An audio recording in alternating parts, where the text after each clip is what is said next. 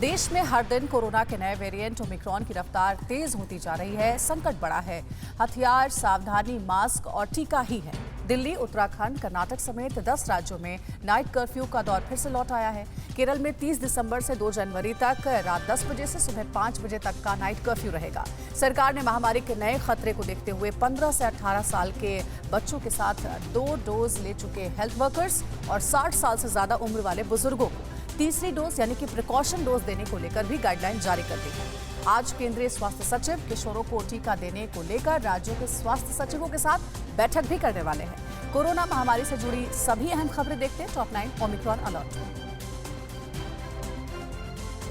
देश में ओमिक्रॉन के मामलों में हर दिन इजाफा हो रहा है। सोमवार को देश भर में ओमिक्रॉन के 150 से ज्यादा नए मामले मिले। गोवा और मणिपुर में दस्तक देने के साथ देश के 21 राज्यों में ओमिक्रॉन फैल चुका है। देश में ओमिक्रॉन संक्रमितों की संख्या 660 के पार पहुंच गई है, जिसमें सबसे ज्यादा महाराष्ट्र में 167, दिल्ली में 142, गुजरात में 73, केरल में 57, तेलंगाना में 55, कर्नाटक में 38, तमिलनाडु में 34, राजस्थान में 46 और एमपी में 9 मामले मिल चुके हैं।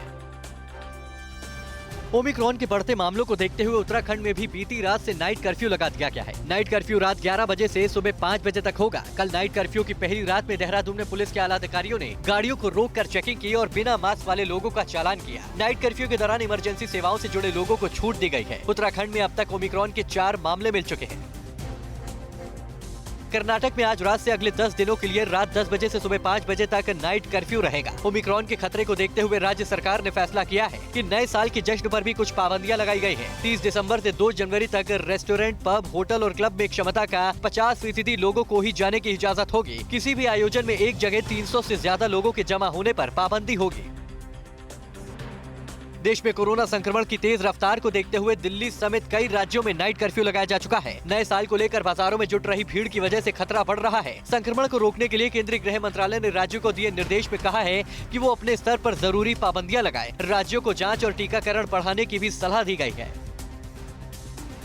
केंद्र सरकार ने कोरोना वैक्सीन की तीसरी डोज यानी प्रिकॉशन डोज देने को लेकर गाइडलाइन जारी कर दी है। सभी लोगों को तीसरी डोज मुफ्त में मिलेगी। निजी अस्पतालों में भुगतान करके भी टीका लगवाया जा सकता है। 15 या उससे अधिक आयु के सभी लोगों को कोविन पर रजिस्ट्रेशन कराना होगा। तीसरी प्रिकॉशनरी डोज के लिए वही लोग अप्लाई कर सकेंगे जिन्हें कोरोना की दूसरी डोज लगे हुए 9 महीने बीत चुके हैं।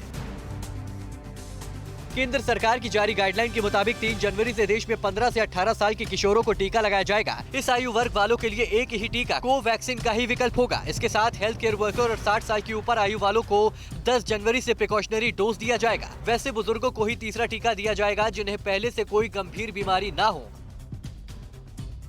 महाराष्ट्र में ओमिक्रॉन की तेज रफ्तार के बीच मुख्यमंत्री उद्धव ठाकरे अगले 2 दिनों में टास्क फोर्स की बैठक बुलाने वाले हैं।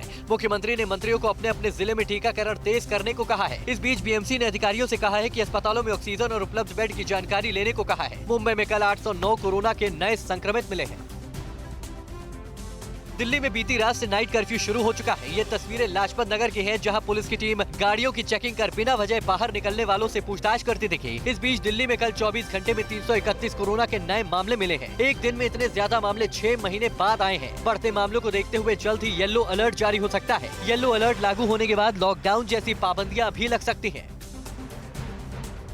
राज्यों को केंद्र की ओर से जारी गाइडलाइन के बावजूद पश्चिम बंगाल में कोरोना को काबू करने के लिए कोविड प्रोटोकॉल का सख्ती से पालन नहीं किया जा रहा है। कोलकाता के बाजारों में रोजाना लापरवाहों की भीड़ दिखती है। सख्त पाबंदी नहीं लगाने को लेकर बीजेपी ने ममता सरकार पर सवाल खड़े किए हैं। टीएमसी का कहना है कि हालात की समीक्षा की जा रही है। पश्चिम बंगाल में कल कोरोना के 439 नए केस मिले हैं, जबकि ओमिक्रॉन के भी 6 केस आ चुके हैं।